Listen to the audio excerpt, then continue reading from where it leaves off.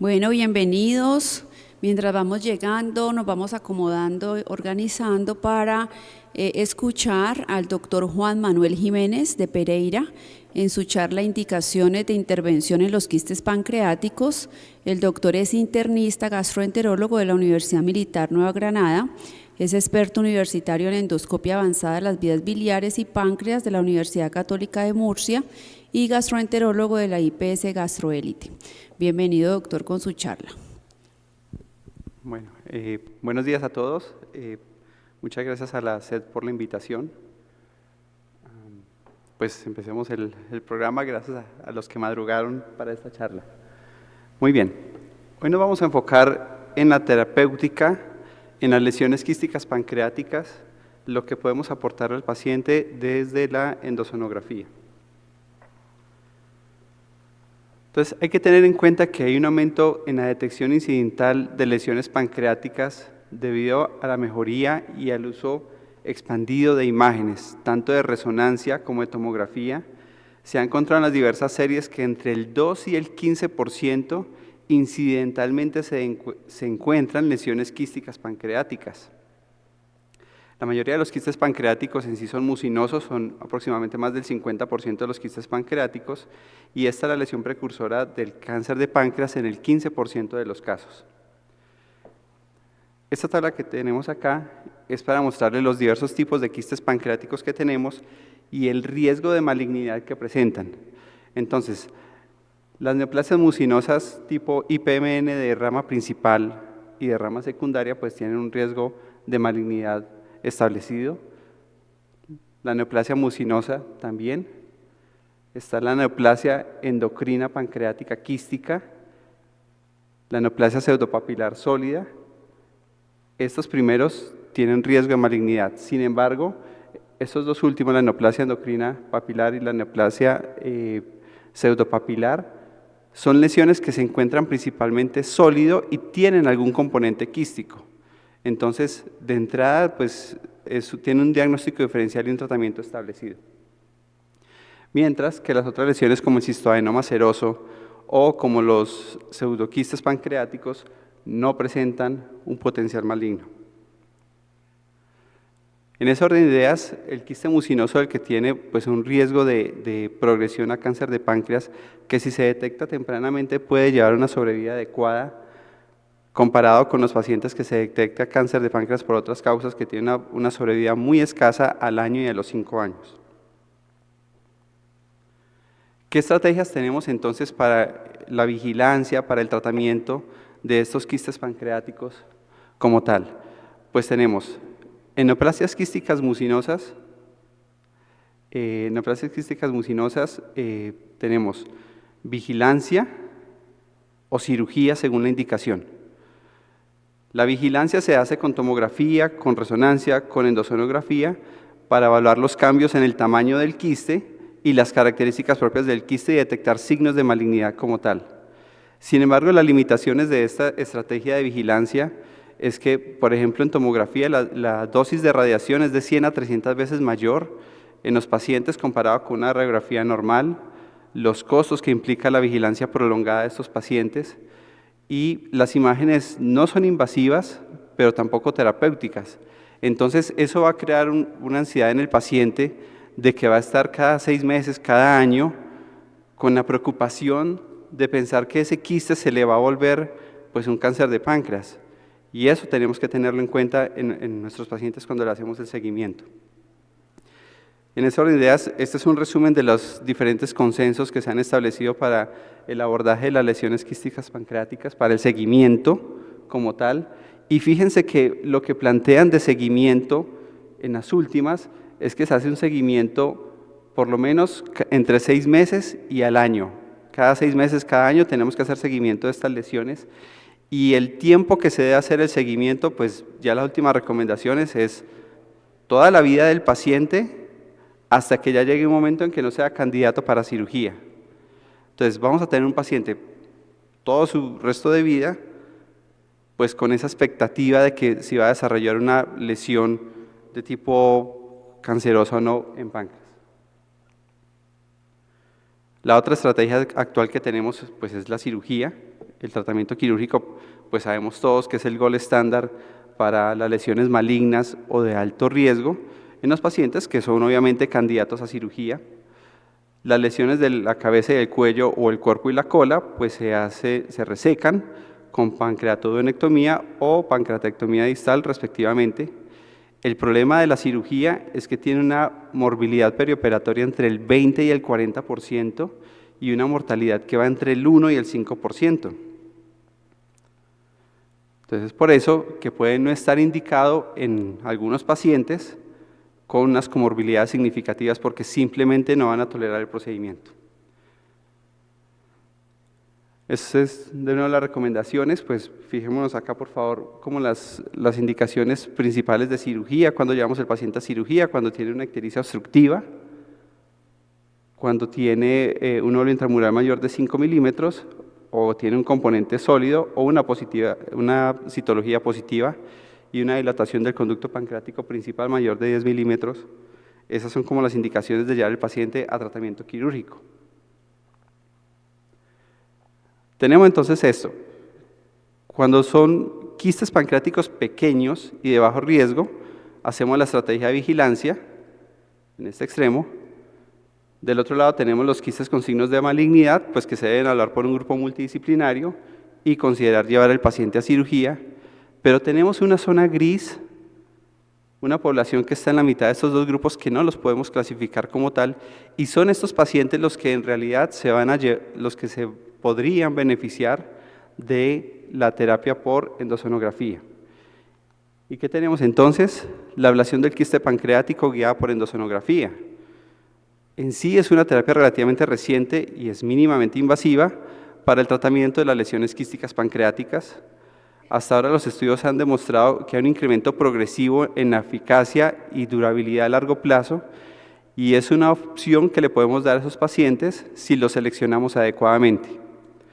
Desde que se hizo la descripción del procedimiento ha evolucionado desde la irrigación con alcohol, posteriormente cambió a irrigación de alcohol seguido con infusión de paclitaxel y más recientemente se está hablando de la quimioablación completa libre de alcohol. Y quiero que veamos por favor estos estudios.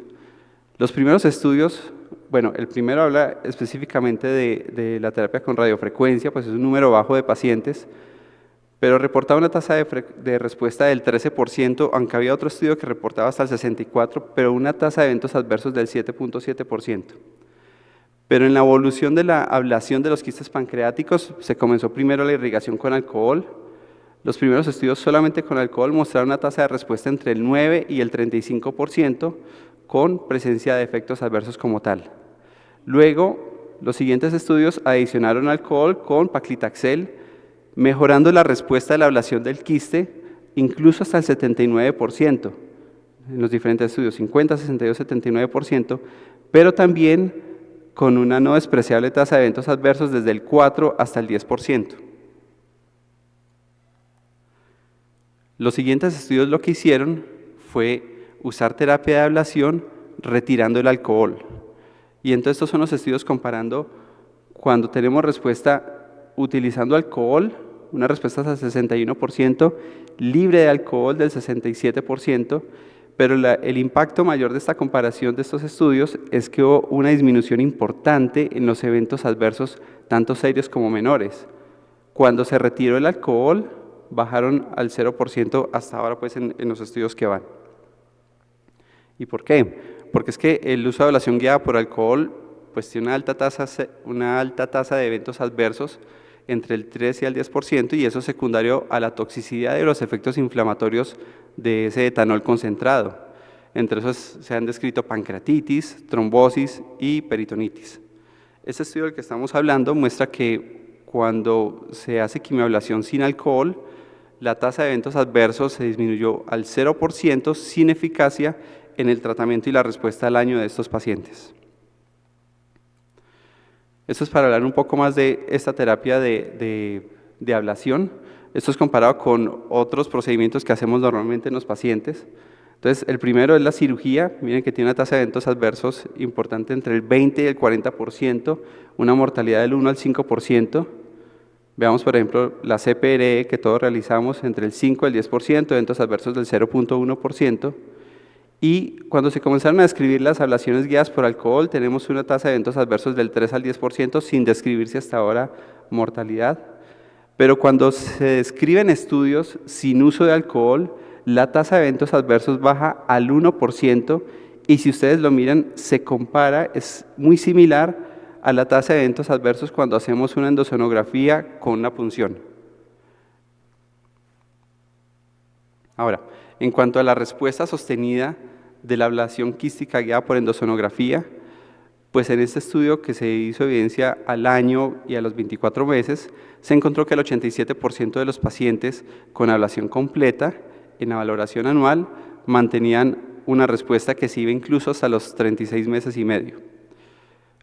Hasta en este estudio no encontraron que ningún paciente desarrollara patología oncológica, y 4 pacientes con respuesta parcial o que no respondieron, pues simplemente se llevaron a nueva terapia y lograron ablación completa en el seguimiento a largo plazo. Ahora, lo principal es escoger bien ese paciente que sea candidato para quimioablación guiada por endosonografía. Todo paciente que sea considerado para quimioablación, primero hay que darle las opciones, pues principalmente la opción quirúrgica, explicándole los riesgos y los beneficios que tendría, y lo debe considerar, pues porque es la decisión de él como tal. ¿Cuáles son los candidatos para hacerle este procedimiento? Es cuando el paciente tiene un quiste de tipo mucinoso, cuando el diámetro está entre 2 y 6 centímetros, cuando el quiste sea técnicamente accesible para realizar la ablación y no hay evidencia de signos de malignidad. ¿Qué contraindicaciones están para la quimioablación por endosonografía? Las contraindicaciones absolutas es pues el embarazo, obviamente, si el paciente tiene una expectativa de vida menor de 3 a 5 años, porque en ese tipo de pacientes pues no amerita tratamiento de vigilancia o tratamiento de lesiones precancerosas. Cuando hay un alto riesgo anestésico del paciente y que no pueda tolerar ni siquiera un procedimiento anestésico que dura más o menos entre 30 a 60 minutos, cuando son quistes benignos, sin potencial maligno o con un bajo potencial maligno, que son los que vimos al principio, que son los pseudoquistes, los pseudoquistes pancreáticos, los quistes simples, el adenoma seroso o los quistes de duplicación. Y lo contrario es cuando hay evidencia de malignidad en el quiste, tampoco sería indicado hacer quimioablación. Hay contraindicaciones relativas, que es cuando hay dilatación del conducto de Wilson mayor de 5 milímetros, hay un nódulo humoral mayor de 5 milímetros también, engrosamiento patológico de la pared o septos de 3 milímetros, cuando hay quistes septados con más de 4 y 5 compartimentos individuales porque el medicamento no va a llegar a todos los compartimentos, signos de obstrucción biliar o pancreática, adenopatías patológicas asociadas a la lesión, estenosis del conducto pancreático asociada a la atrofia del páncreas y finalmente si el paciente pues tiene una coagulopatía que sea difícil de corregir. Sin embargo, estas contraindicaciones relativas, pues según el paciente tienes que evaluar si en algún momento podrías llevarlo al procedimiento como tal. La preparación del medicamento se hace como cualquier preparación de quimioterapia, se hace entonces con paclitaxel y gemcitabina, que se debe hacer como cuando se hace la terapia oncológica de cualquier paciente. ¿Y cuáles son los pasos? Pues lo primero es que localizas el quiste para la punción, posicionas la aguja, se usa aguja número 19, en el centro del quiste y se aspira todo el contenido sin mover la aguja y sin retirar la aguja se inyecta la combinación de los medicamentos con el mismo volumen que uno extrajo y lograr el mismo tamaño que tenía inicialmente. Las recomendaciones que dan en los estudios para realizar el procedimiento es evitar la ablación en quistes en racimo de uvas por lo mismo, porque el medicamento no va a llegar a todos los compartimentos. Hay que tomar el tiempo adecuado para posicionar la aguja en el centro de la lesión. La punta del ecoendoscopio debe estar relajada como cuando hacemos una punción. Asegurar un nivel de sedación y movimientos ventilatorios estables para evitar el trauma del quiste o el desplazamiento como tal de la aguja. Otro es no puncionar la pared posterior del quiste para evitar la extravasación y el trauma. Y notar que si se llena rápidamente el quiste con líquido no viscoso durante la aspiración, pues considerar que hay una comunicación con el conducto pancreático principal y evaluar si sí vamos a continuar haciendo el procedimiento. Para aplicar el medicamento es una presión lenta, de hacerse muy despacio durante la instilación, y se debe instilar igual cantidad de líquido aspirado al aspirado y adquiera el quiste un aspecto de globo de nieve. Se debe ver así después de que se aplican los medicamentos. El seguimiento, pues en el estudio muestran que el paciente se lleva a 2 a 3 ablaciones con la combinación de gemcitabina con paclitaxel en intervalos de 3 meses. Los quistes residuales en el segundo o tercer ciclo que midan más de 15 milímetros los llevan a una nueva sesión para ser intervenidos y para lograr disminución del tamaño, y se hace evaluación clínica de imágenes entre 6 y 12 meses después de la primera ablación para evaluar la respuesta. Si tiene buena respuesta, se hace seguimiento anual. Entonces, el seguimiento lo hacen con el cálculo del volumen del quiste. El volumen es 4/3 pi por r al cuadrado, y r es el radio del quiste que tenemos en la medición al inicio y a los 12 meses, que se puede hacer con tomografía, con resonancia o endosonografía, como se escoja. Y la respuesta se define como completa cuando hay una reducción del volumen del quiste más del 95%, es parcial cuando es entre el 75 y 94%, y se considera no respondedor cuando es menor al 75% de la reducción del volumen. Ahora, inmediatamente después de realizar el tratamiento, ¿qué puede presentar el paciente? Pues describen dolor postprocedimiento, que es frecuente, generalmente cuando son ablaciones grandes o complicadas. Se maneja con analgésicos, acetaminofén y posiblemente opioides por 2-3 días. Puede presentarse náusea y anorexia en las primeras 24 horas, que se maneja con prokinéticos, y recomiendan que si dura más de 24 horas, pues hay que pensar que tiene una pancreatitis, que está desarrollando una pancreatitis. Si llega a presentarse dolor progresivo, severo, que no sea la analgesia, incluso si no hay taquicardia o fiebre, pues hay que descartar sangrado o descartar pancreatitis. Si se sospecha, pues se debe hospitalizar, se hace reposición hídrica, se le toma lipasa, hemograma, tomografía, y pese a que no se ha reportado pancreatitis o complicaciones con este procedimiento, pues habría que hacer un manejo intrahospitalario si se llegase a presentar. Los eventos adversos raros con el procedimiento, pues es la peritonitis, pero estos eventos adversos están reportados es cuando se usaba o con el uso de alcohol, que es la peritonitis, la trombosis de vasos adyacentes, el sangrado intraquístico que típicamente se autolimita. Este procedimiento no requiere profilaxis antibiótica a menos que en la complicación tengas que usar antibióticos, y no se usan antibióticos, pues lo aducen a las propiedades bactericidas que tiene de por sí el paclitaxel y la gemcitabina. Las limitaciones de este procedimiento: no se usa para quistes mucinosos menores de 2 centímetros, la mejor estrategia es el seguimiento en ese tipo de quistes. No es apropiado para quistes con pobre morfología o malignidad o estigmas de malignidad. Se requieren más estudios para la evaluación a largo plazo para detectar desarrollo de cáncer de páncreas después de la quimioablación. No hay dispositivos específicos para la realización del procedimiento. Hay riesgo de falla del tratamiento, no es 100% efectivo y pueden haber recurrencias. Y todavía tenemos pocos datos de seguimiento después de la quimioablación. Esto es lo que tenemos hasta ahora. Es una opción muy interesante para ofrecerle a nuestros pacientes, dado esta gran cantidad de nueva detección de quistes de páncreas que lo vemos siempre en nuestros pacientes, en nuestra consulta. Muchísimas gracias.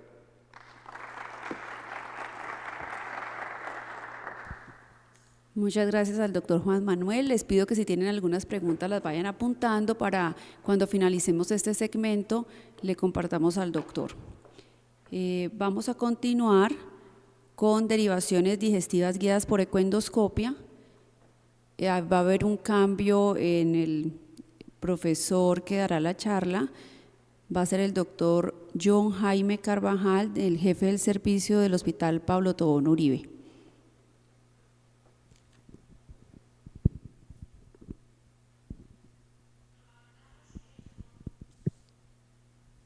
Doctor Juan Manuel, ¿qué se me hizo?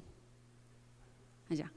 Mientras montamos esta charla, le quería preguntar, cuando define hacer la punción, cuando se define hacer esa punción, de estos quistes, ¿se le hace algún estudio histológico previo o solo con las imágenes, los hallazgos ecoendoscópicos de resonancia? Muy buena pregunta. No, mira, cuando se decide llevar al paciente es porque tienes combinación de todo, o sea, tienes que llenarte muy bien de criterios, no solo imaginológicos, sino también histológicos para considerar que es un quiste tipo mucinoso y que va a responderte al tratamiento. Porque en sí lo que dicen es, como solo los estudios están con mucinosos, pues no podemos llevar a un paciente que no tenga potencial maligno, someterlo a este tipo de tratamiento de terapia. Entonces es la combinación clínico, histológico y de imágenes. Doctor, gracias.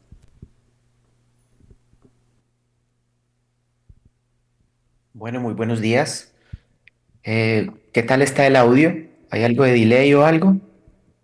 Muy bien el audio, doctor. Bienvenido. Buenos días. Bueno, eh,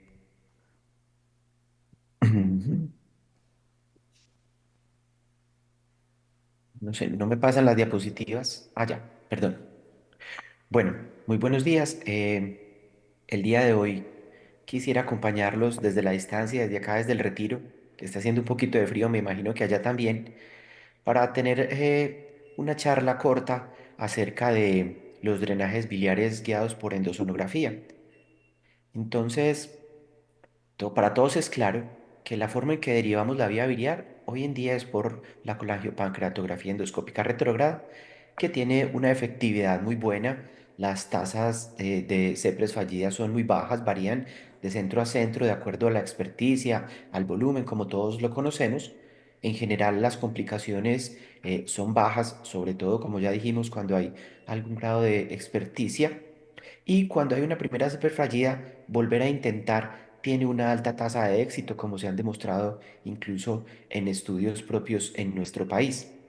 Sin embargo, sobre todo en pacientes con patología maligna, la prevalencia de canulación difícil es un poco mayor, puede incluso llegar al 22%, y esto se da por las alteraciones anatómicas que se dan en los tumores, obstrucciones biliares, demasiado cerrada la vía biliar que no permite el paso de la guía, un duodeno estrecho, o cuando hay alguna alteración en la anatomía, como en los pacientes con cirugías del tracto gastrointestinal.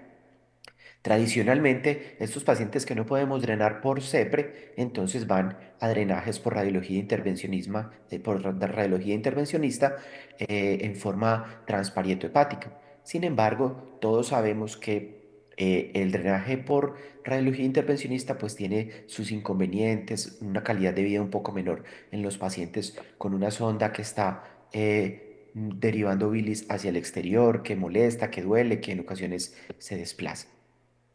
Entonces, la razón para que una CEPRE sea fallida, ya dijimos, es una anatomía alterada, los pacientes quirúrgicos, las obstrucciones severas del árbol biliar, la obstrucción duodenal, entre otras.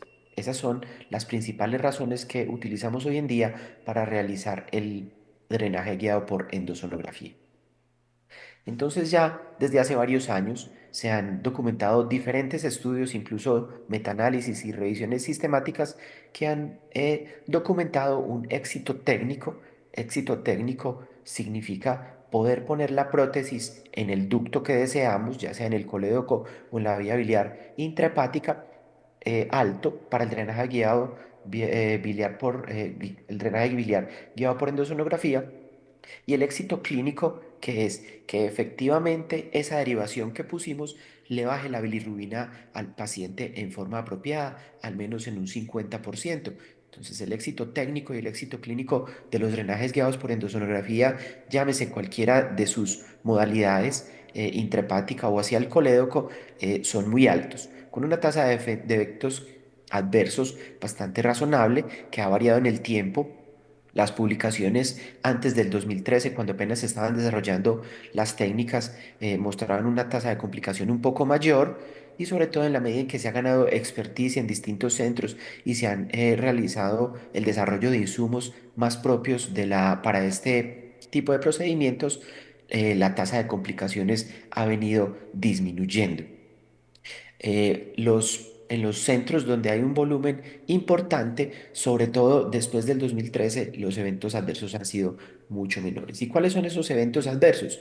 Pues las infecciones, la migración del estén, fístulas biliares, los sangrados, ahí aparece un sangrado, el sangrado en forma importante hasta el 11%, pero es importante aclarar que este sangrado era cuando se utilizaba el cistótomo de punta, es decir, el bisturí aguja, para aumentar el tamaño del trayecto fistuloso. Esto favorece el desarrollo de sangrados, por eso hoy en día no es recomendado realizar este tipo de dilataciones con el bisturí de aguja, sino que utilizamos cistótomos o balones para poder hacer una ampliación del trayecto fistuloso. Entonces existen distintos tipos de acceso, como lo tenemos acá, el acceso gástrico hacia la vía biliar intrahepática y también desde el duodeno hacia el colédoco. Estos son los dos tipos principales de derivaciones. Entonces, las hepaticogastrostomías, vamos desde el estómago a ingresar a la vía biliar, se punciona normalmente el segmento 2 o el segmento 3, hacemos una colangiografía, evidenciamos la obstrucción, luego se dilata el trayecto y colocamos una prótesis, normalmente son prótesis biliares largas de 8 o de 10 centímetros que dejen al menos 3 centímetros en la vía biliar, perdón, en el tracto gástrico, para mejorar o evitar la migración del stent. Hay diferentes tipos de stent como que se han desarrollado para este tipo de hepaticogastrostomías. Son stent que son cubiertos en la parte que va intragástrica y descubiertos en la parte que va hacia el hígado para evitar la oclusión de radicales secundarios. Hay distintos tipos de casas que han desarrollado este tipo de stent. En Colombia contamos con los de Taiwán, que se llama GeoOr, pero existen otro tipo de prótesis que se han utilizado para esto. Las colocoduodenostomías, por el contrario, pues nosotros desde el bulbo duodenal podemos puncionar el colédoco, está muy cerca normalmente en este sitio. Realizamos una paso de guía y una colangiografía evidenciando pues la anatomía biliar en forma apropiada. Luego retiramos la aguja, a veces hay un poquito de fuga de medio de contraste y de bilis, pero esto no nos debe preocupar desde que terminemos el procedimiento en forma apropiada. Luego sobre esa guía es donde hacemos la ampliación del trayecto fistuloso con el cistótomo o con un balón, no con un bisturí de punta o un bisturí de aguja como se hacía anteriormente. Se retira el cistótomo y eventualmente vamos a lograr el avance de la prótesis, casi como en forma, como una CPR convencional, y una vez liberamos la prótesis, pues vemos el drenaje de bilis. Entonces, ¿qué es mejor? ¿Derivar al hígado, o sea, una hepaticogastrostomía, o derivar al duodeno desde el coledo con una coledocostotomía? Pues hoy en día los estudios han mostrado que son dos técnicas bastante semejantes en cuanto a la efectividad clínica y a los eventos adversos. Más es la experticia o la preferencia del operador la que va a determinar cuál de los dos vías vamos a utilizar. Por ejemplo, este metaanálisis que se publicó en el 2022 con 12 estudios y casi 700 pacientes, incluso había un par de estudios aleatorizados con 300 pacientes casi a cada lado, y el objetivo era evaluar la eficacia y la seguridad de este tipo de procedimientos. ¿Qué encontraron ellos? Que el éxito técnico, es decir, la posibilidad de ingresar la prótesis a la vía biliar intrahepática o al colédoco, fue muy semejante en ambos grupos, y el éxito clínico también fue muy alto, por encima del 90%, y atravesaba el 1, lo que nos muestra que en general ambas técnicas son semejantes en cuanto al éxito técnico y al éxito clínico. ¿Que si hubo algo de diferencia en los eventos adversos tempranos a favor de la coledocoduodenostomía? Otros estudios, incluso metaanálisis, no han encontrado este tipo de diferencias, pero a raíz de este estudio específico, las guías europeas de derivaciones biliares eh, docu- determinan o sugieren que se utilice la coledocoduodenostomía como método de drenaje por endosonografía a raíz de tener una menor tasa de eventos adversos tempranos. Los eventos adversos tardíos, es decir, la migración u oclusión del stent, es muy semejante en ambas técnicas.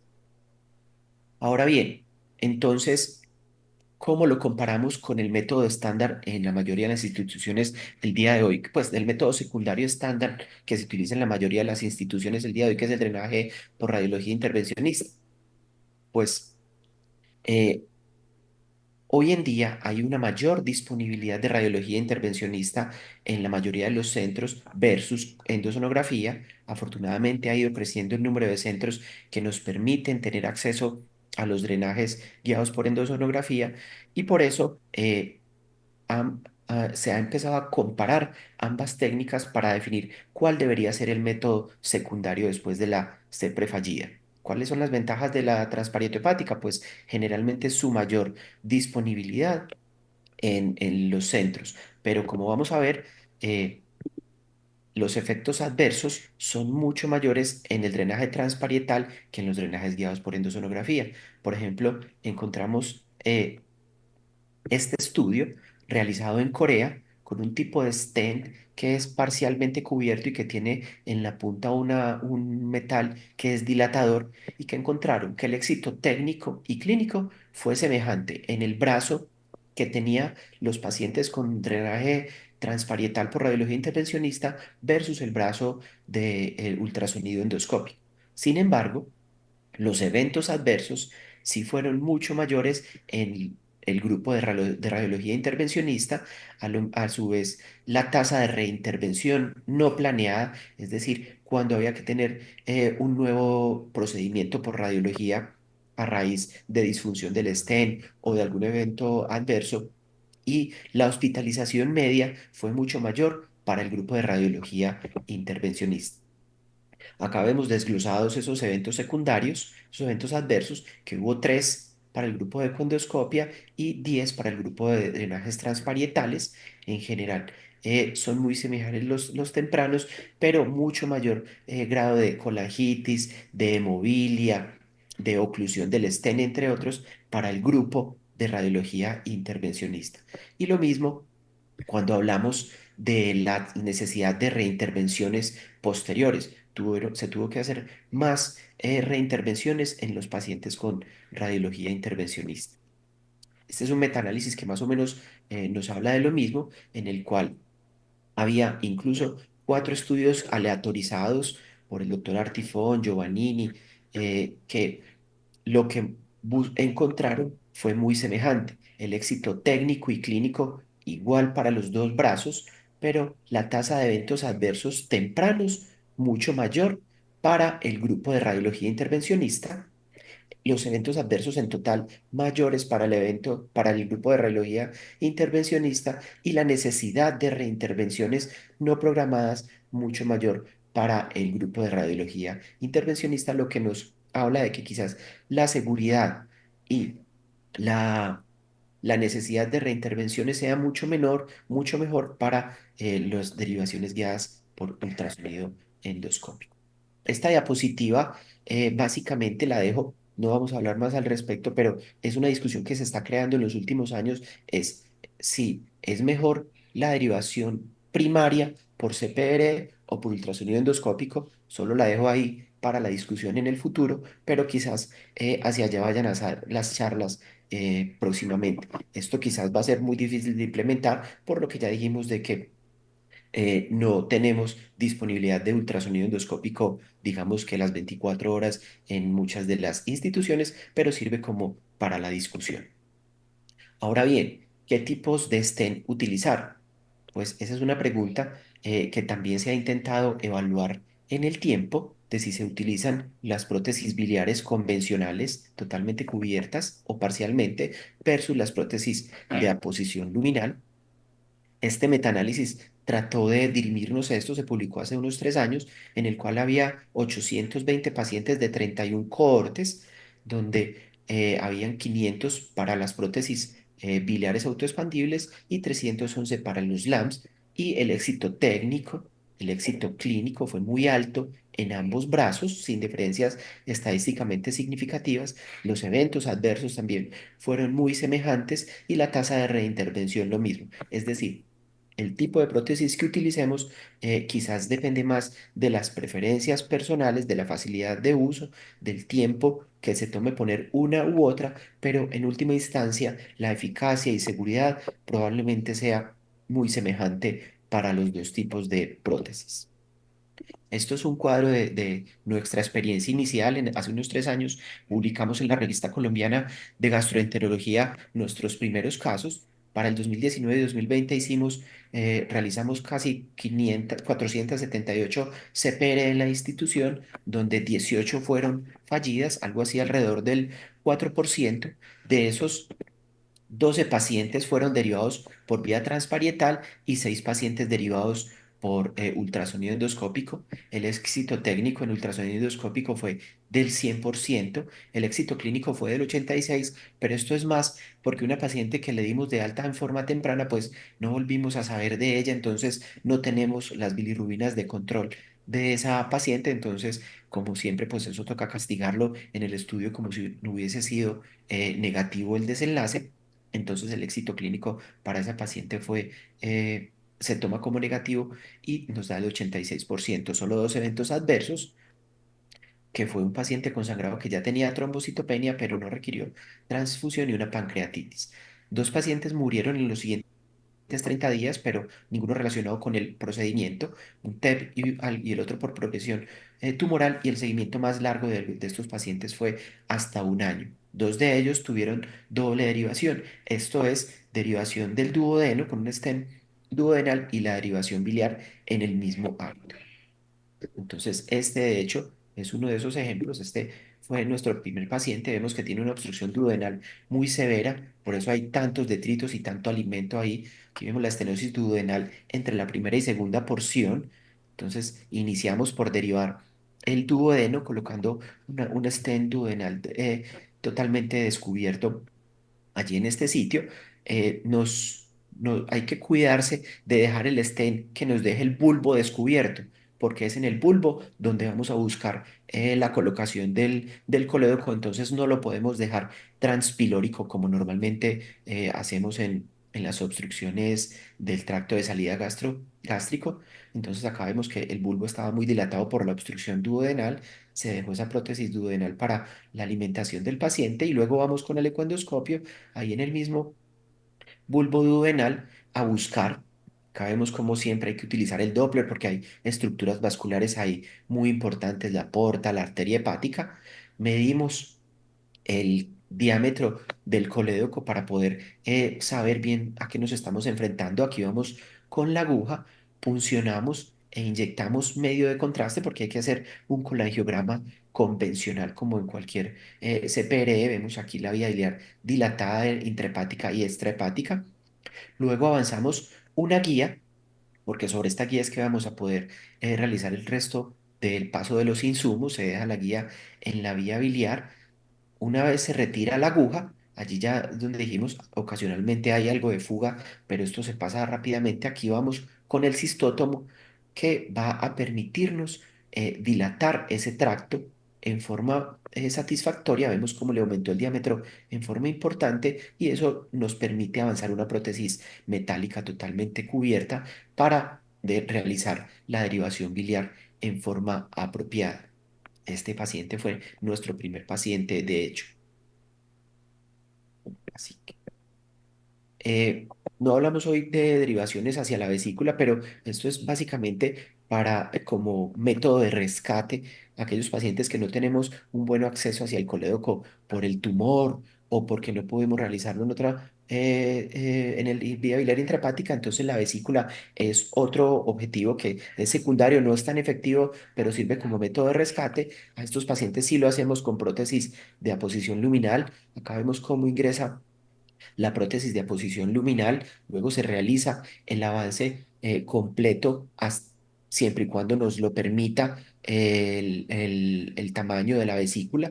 Vemos la colocación o la apertura de la falange distal del J-axius. A mí me gusta realizar esta maniobra que estoy haciendo acá, que es empujar un poco después de abrirla para estar seguros que estoy dentro del objetivo que deseamos, porque como vamos a ver más adelante, a veces hay complicaciones en este tipo de prótesis. Luego se hace la tracción hacia hacia aproximando la pared de la vesícula y del duodeno y se libera la copa intraduodenal. Esta es una colecisto duodenostomía con prótesis de aposición luminal en un paciente que tenía pues una colecistitis.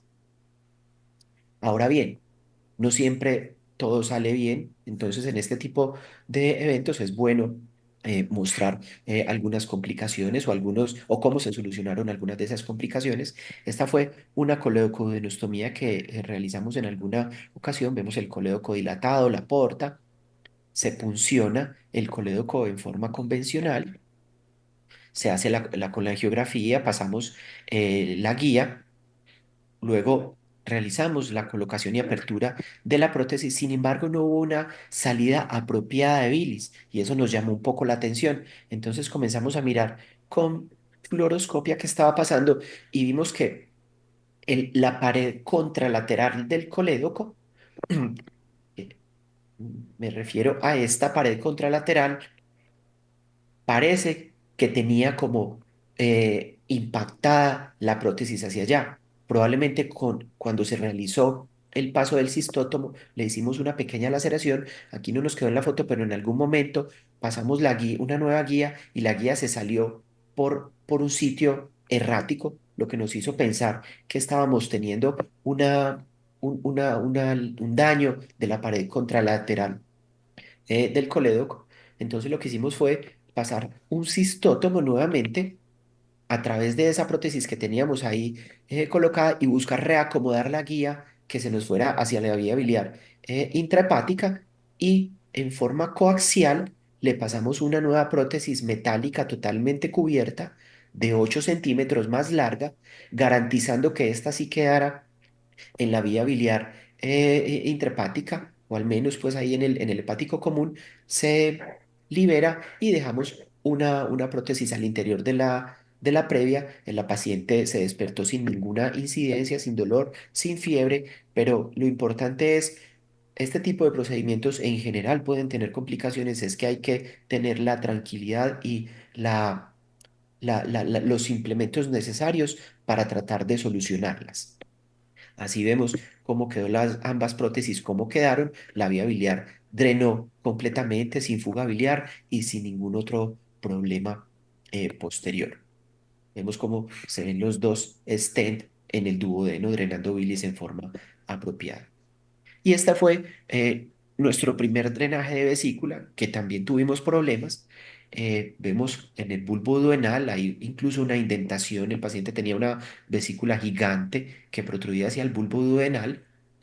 Parecía bastante fácil el objetivo con una vesícula inmensa, pero a pesar de que tuvimos digamos que esta imagen para colocar la prótesis, entre movimientos y el paso del J-axius y una a otra, quedamos en esta posición que ahora en retrospectiva creemos que era más como el cuello de la vesícula, donde estaba un poco más difícil la colocación de la prótesis.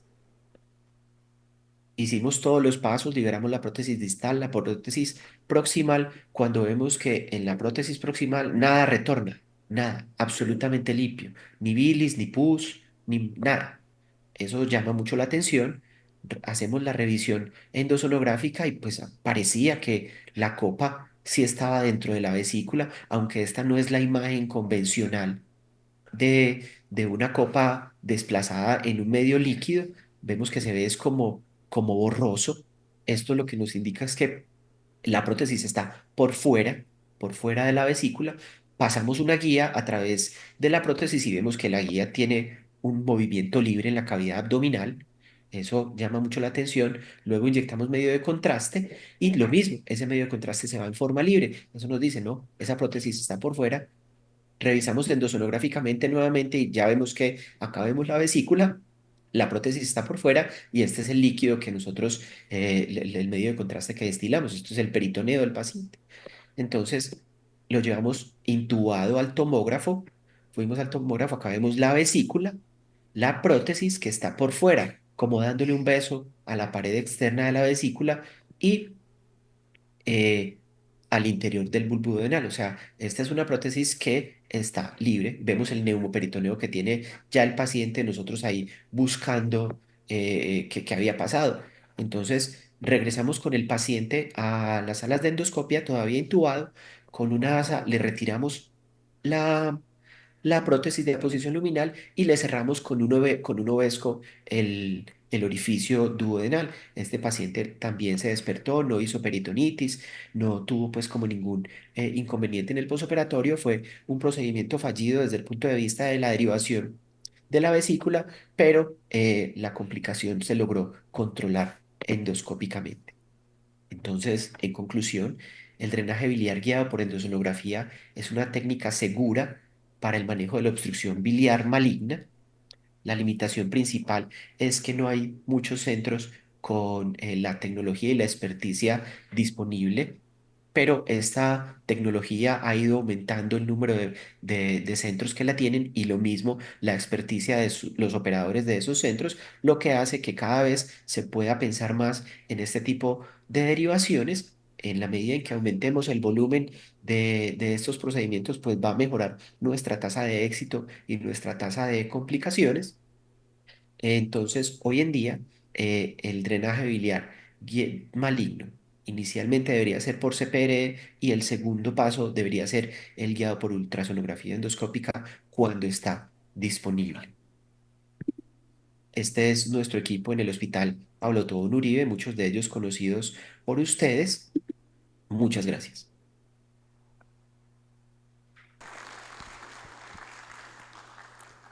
Muchas gracias al doctor John Jaime Carvajal. Quisiera, como el doctor está online, aprovechar para hacerle preguntas del auditorio si alguien tiene alguna pregunta. Doctor, muchas gracias por su exposición, muy didáctica, muy bonita. Yo quisiera preguntarle, cuando usted escoge las prótesis para hacer las coledocodonostomías, ¿utiliza alguna longitud especial ya como protocolizada para evitar esas luxaciones que pudieran ocurrir? Eh, Buena pregunta. Como vimos en la endosonografía, el bulbo duodenal y el colédoco normalmente están pared con pared, o sea, están muy cerca. Entonces, en general, con prótesis de 6 centímetros es suficiente. ¿Qué es lo importante?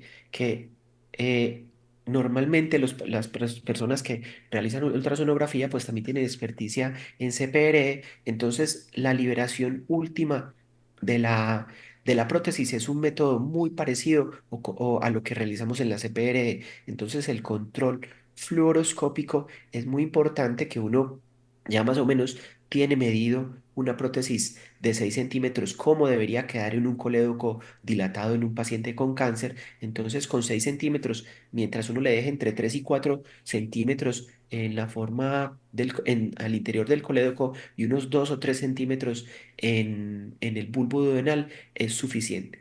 En ocasiones utilizamos las de 8 centímetros cuando el tumor eh, invade demasiada longitud del colédoco intrapancreático y entonces la prótesis queda, digamos que en del colédoco medio hacia arriba. Entonces ahí quizás uno sí quisiera una prótesis de 8 centímetros. Sin embargo, hemos utilizado ambas, de 6, de 8, en general totalmente cubiertas, en un par de ocasiones parcialmente cubiertas, pero con 6 centímetros es normalmente suficiente en la mayoría de los casos.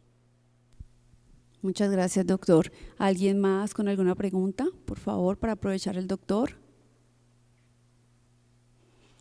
Doctor, muchas gracias por su intervención, por colaborarnos en último momento. Fue fantástica su charla y le agradecemos mucho. Bueno, hasta luego y que terminen de tener un gran curso. Gracias.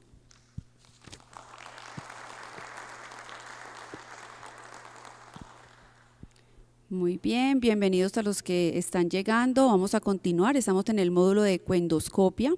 Seguiremos con el doctor Andrés Valencia Uribe.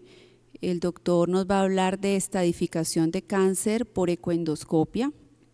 El doctor es un médico especialista en cirugía general y gastroenterología clínico-quirúrgica con práctica institucional y privada en la ciudad de Manizales. Previamente ha sido docente de pregrado de medicina y del posgrado de cirugía general y actualmente es docente del posgrado de gastroenterología clínico-quirúrgica de la Universidad de Caldas. Bienvenido, doctor. Muy buenos días para todos. Muchísimas gracias a la asociación por la invitación, al doctor Carlos González en cabeza de la presidencia de la asociación y a todo el comité organizador del evento por esta grata invitación. El día de hoy la propuesta es hablar un poco acerca de la estadificación ecoendoscópica en el cáncer gastrointestinal. Vamos a hablar, como es un tema tan extenso, decidí dividir el tema en 3 tópicos principales, uno que será el cáncer de esófago, un siguiente que será el cáncer gástrico y finalmente vamos a terminar hablando con algo de estadificación en cáncer de recto. En cuanto a la estadificación por endosonografía, tenemos varias ventajas con respecto a los demás métodos diagnósticos y de estadificación que tenemos. Dentro de esas ventajas, pues la endosonografía nos facilita una mejor evaluación locorregional en los diferentes tumores gastrointestinales, más allá de cualquier otra imagen que tenga cortes axiales, porque nos va a dar un detalle mucho más definido a nivel casi pues que microscópico, teniendo en cuenta pues los límites de la misma endosonografía. Debemos tener en cuenta que tampoco nos va a brindar el 100% de la información y que es un método básicamente complementario para los demás métodos de estadificación. En cuanto a eso, tenemos, por ejemplo, que en la evaluación de metástasis a distancia no tenemos tan buenos resultados al respecto. Tenemos también algunas estrategias que nos van a favorecer mejorar la sensibilidad y la especificidad de la ecoendoscopia al estadificar tumores, como son tanto la biopsia con aguja fina por aspiración o la biopsia directamente guiadas por endosonografía, que nos van a dar una adquisición de tejido que nos va a precisar aún más el diagnóstico. Cuando combinamos las imágenes y como les decía inicialmente, tenemos una complementariedad en los diferentes estudios y herramientas, pues vamos a acercarnos a una mayor precisión en la estadificación de todos los tumores gastrointestinales y vamos a generar en el paciente menores procedimientos invasivos innecesarios. Al mismo tiempo, pues se van a disminuir los costos de intervenciones innecesarias. Vamos a hablar entonces un poco acerca del cáncer de esófago. El cáncer de esófago sigue siendo una preocupación muy importante a nivel mundial. En Estados Unidos tenemos, por ejemplo, una prevalencia del 1 al 2%. Hasta un 15% de las endoscopias que van a estudio por enfermedad por reflujo gastroesofágico van a tener algún hallazgo de lesión premaligna o incluso ya de una neoplasia temprana o avanzada del esófago. Esa incidencia lastimosamente va en incremento a pesar de que a nivel mundial el carcinoma escamocelular ha disminuido, la tendencia ha aumentado en cuanto al adenocarcinoma esofágico. La preocupación va también mucho más allá porque la supervivencia a 5 años no ha mejorado tanto como quisiéramos. Sin embargo, la estadificación nos va a dar claramente en cuanto a la profundidad del compromiso del tumor y el compromiso ganglionar, cómo puede ser ese pronóstico en cada uno de los pacientes. Entonces tenemos, por ejemplo, que para el estadio 1, que básicamente está definido como un tumor T1 N0 M0, la supervivencia a 5 años va a ser del 42%, en un tumor en un estadio 2, con cada una de las variedades que tenemos allí listadas, la supervivencia a 5 años va a ser del 29%, en un estadio 3 del 15% y en un estadio 4 ya con enfermedad metastásica vamos a tener una supervivencia del 3% o menos a 5 años. De allí radica también gran importancia la estadificación endosonográfica, puesto que vamos a poder definir hacia dónde va el paciente y cuáles son las herramientas terapéuticas que debemos implementar en cada uno de ellos, dependiendo del pronóstico que va a tener. Siempre vamos a necesitar de una estadificación precisa, que es la que va a definir cuáles van a ser las opciones terapéuticas, van a llevar a que esas opciones terapéuticas nos puedan mejorar la sobrevida del paciente, nos va a definir cuáles van a ser las diferentes opciones de tratamiento. De tal manera que incluso si definimos que el paciente cursa con un adenocarcinoma de esófago o con un escamocelular de esófago en estadios tempranos, puede ser llevado a resecciones endoscópicas mucosas o a disecciones endoscópicas submucosas con sobrevidas que pueden ir hasta por encima del 98%, garantizando unas bajas tasas de recurrencia tumoral. Cuando evaluamos los hallazgos tomográficos que nos puede brindar la estadificación del paciente, vemos que la sensibilidad es muy baja y va a llegar a un máximo de un 48 a un 50% para evaluar los ganglios mediastinales asociados al tumor esofágico. En cuanto a la resonancia, vamos a tener una baja sensibilidad y especificidad, específicamente en la evaluación nodular ganglionar, o ganglionar mejor. El PET-CT, a pesar de que nos prometía mucho en su inicio, da también unos resultados limitados específicamente en el compromiso metastásico locorregional, aunque nos da buena información en cuanto a las metástasis a distancia. Al combinar todos estos métodos, pues vamos a tener un mejor resultado con una mejor sensibilidad, una mejor especificidad, y vamos a encontrar que la endosonografía, como ya les había mencionado, nos mejora muchísimo la sensibilidad, específicamente en cuanto a los ganglios locorregionales. Tenemos un señalador, por favor.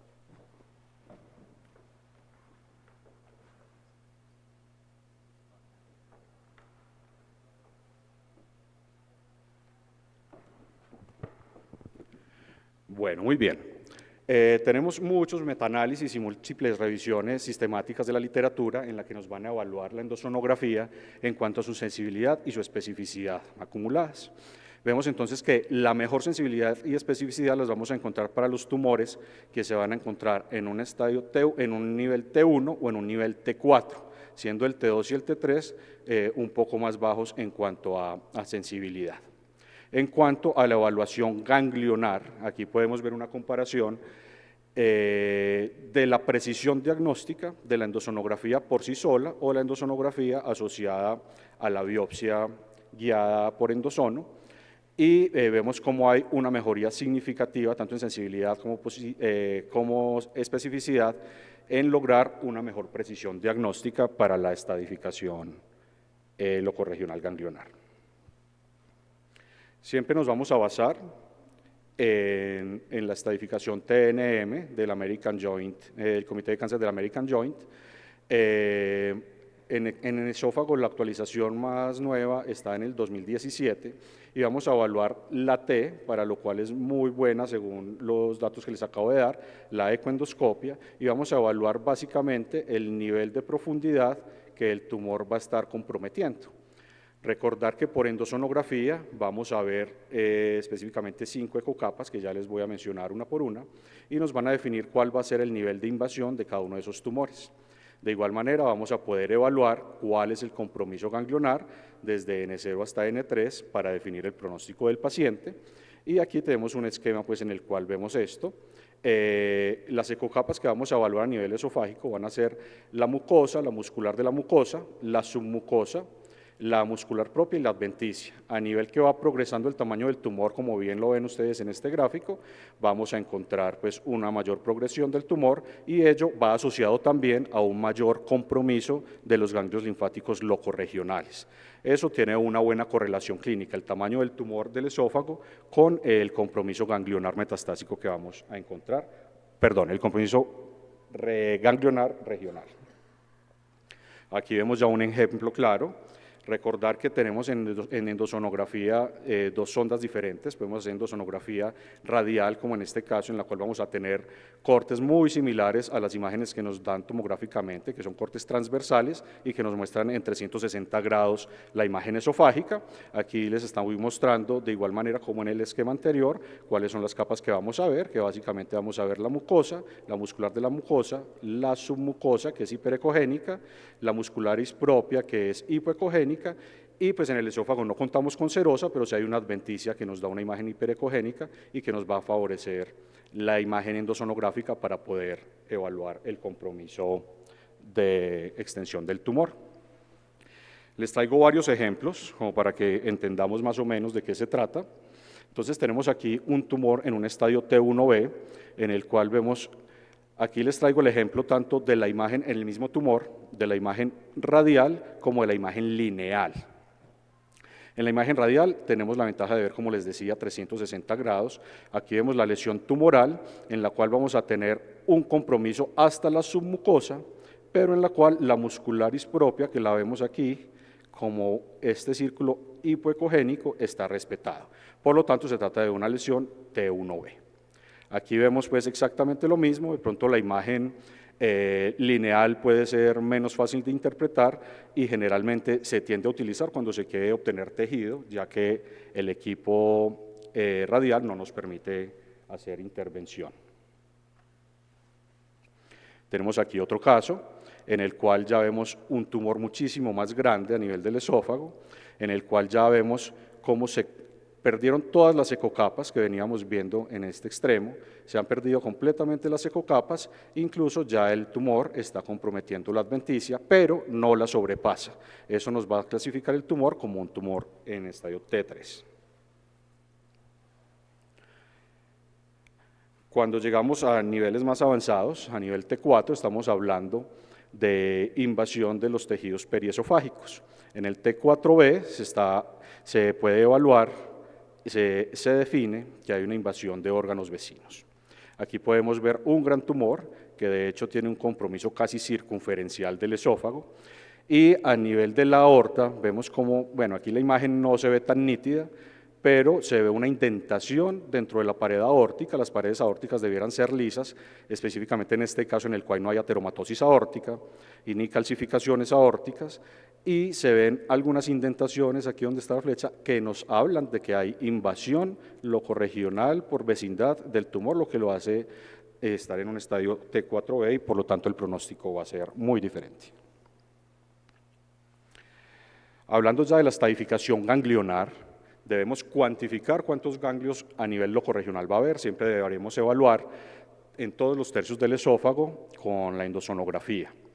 Hay algunas características de los ganglios que nos hablan más de malignidad, porque también vamos a poder encontrar ganglios que son reactivos o ganglios que son inflamatorios, o simplemente ganglios que hay a nivel mediastinal y que son completamente normales.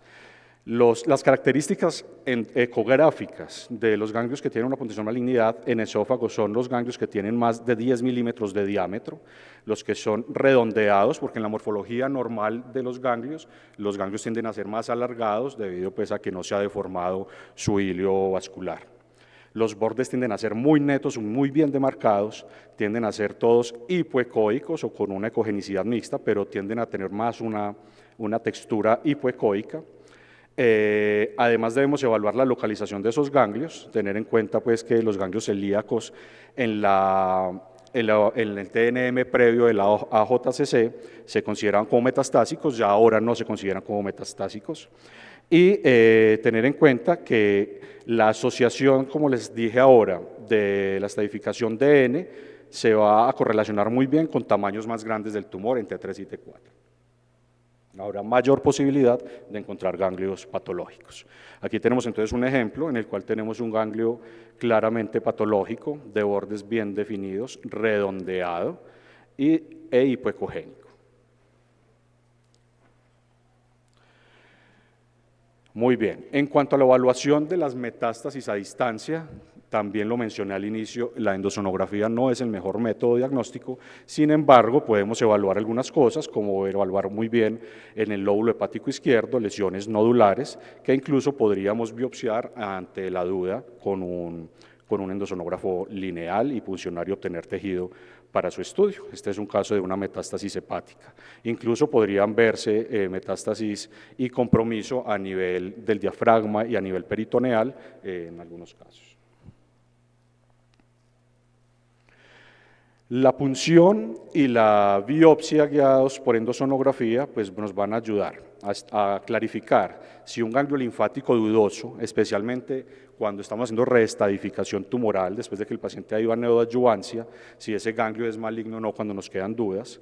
De igual manera las lesiones adyacentes, como en el caso de esa lesión metastásica hepática que pudimos haber biopsiado, o incluso lesiones peritoneales. Siempre que tomemos estas biopsias y que hagamos estas punciones, debemos evitar los trayectos vasculares y evitar pasar la aguja a través del tumor principal, principalmente para evitar que generemos siembras tumorales y para evitar que las muestras estén contaminadas y nos generen resultados falsos positivos. Ya había tocado un poco algo la reestadificación y básicamente nos va a ayudar, después de recibir la neoadjuvancia, si el paciente será mejor candidato a una resección quirúrgica, si ya recibió una quimioterapia definitiva o si definitivamente va a quedar con una quimioterapia paliativa. Había inicialmente dudas en las primeras publicaciones de si la reestadificación por endosonografía iba a ser satisfactoria o no. Básicamente por los cambios inflamatorios y fibróticos que podía generar tanto la quimioterapia como la radioterapia a nivel local. Sin embargo, se puede obtener muy buenos resultados y una buena sensibilidad y especificidad. Cuando esperamos 12 semanas después de haber terminado la neoadjuvancia, podemos detectar enfermedad residual adecuadamente y con un buen intervalo de confianza. En general, la disminución en el tamaño del tumor y la disminución en el número de ganglios sí está correlacionado con una mejor respuesta patológica y habla de una mejoría en el pronóstico del paciente después de la neoadjuvancia. Hablaremos un poco también del cáncer gástrico. Sigue siendo un tema muy preocupante, sobre todo en estos países occidentales en los que nosotros nos desempeñamos. Sigue siendo la segunda causa de mortalidad por cáncer. Tiene un pobre pronóstico a pesar de todos los esfuerzos que se han hecho a nivel terapéutico y diagnóstico, con una muy alta mortalidad. Los principales factores pronósticos van a ser la profundidad del tumor, el compromiso ganglionar y la presencia de enfermedad metastásica. La identificación de ascitis por endosonografía, la cual es muy sensible para detectar pequeños volúmenes de ascitis, sin embargo no se correlaciona como con un factor pronóstico preponderante. Pero sí vemos cómo la profundidad del tumor y el compromiso ganglionar que podemos evaluar adecuadamente por endosonografía sí nos van a ayudar mucho a definir el pronóstico. Inicialmente se consideraba que la endosonografía en cáncer de estómago era de poca utilidad. ¿Por qué? Porque todos los pacientes iban a cirugía, el abanico de posibilidades terapéuticas era muy escaso, pero ahora tenemos muchísimas más posibilidades de manejar el cáncer gástrico, por lo cual la endosonografía ha ganado un lugar importante. Tenemos entonces definir si el manejo va a ser definitivamente quirúrgico, si es una lesión temprana, podríamos definir resecarla endoscópicamente con una resección mucosa endoscópica o por una ISD, o si el paciente va a ir a neoadjuvancia para mejorar el pronóstico y luego sí, hacer un downstage del tumor y poder tener mejores resultados en su pronóstico vital. Siempre insistiré en que la ecoendoscopia debe ser parte complementaria de la estadificación tumoral y no una herramienta única, porque la evaluación multimodal es la que nos va a mejorar la sensibilidad y especificidad para poder definir todo el manejo del paciente. La precisión diagnóstica en cuanto a la T varía entre el 80 y el 90%. Tiene mayor ventaja en la diferenciación de los tumores de T1 a T2, diferenciándolos de los T3 y T4 con una sensibilidad del 86 y una especificidad del 91. Tiene menos precisión en los estadios tempranos para diferenciar de la mucosa y la submucosa. De hecho, muchos autores nos hablan de que la sola evaluación endoscópica tradicional o convencional nos puede ayudar a evaluar si el paciente tiene o no compromiso de la mucosa y la submucosa y podría no estar tan indicado en estos casos tempranos la endosonografía y muchos de ellos irán directamente a resecciones endoscópicas. El rendimiento de la evaluación ganglionar en endosonografía no es el más óptimo, como sí lo pudimos ver en esófago.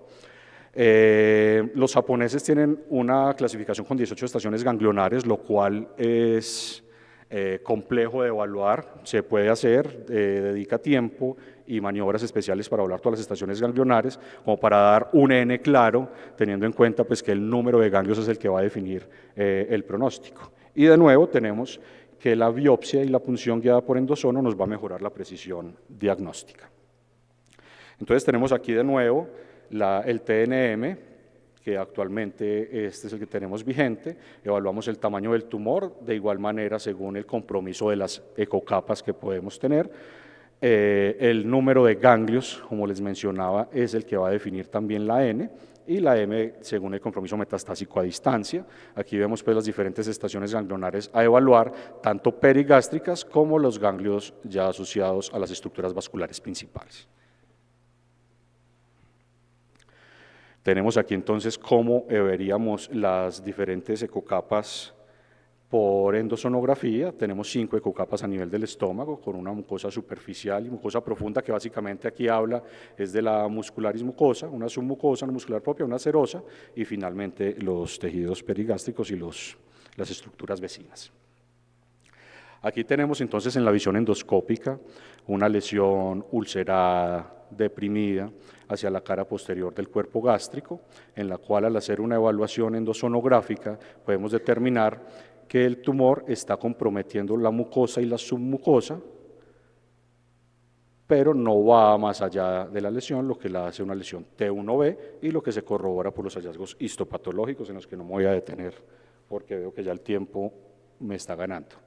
Aquí vemos otra lesión cercana a la incisura, hacia la cara anterior, levemente deprimida, que también se trata de una lesión T2 por compromiso de la submucosa sobrepasándola.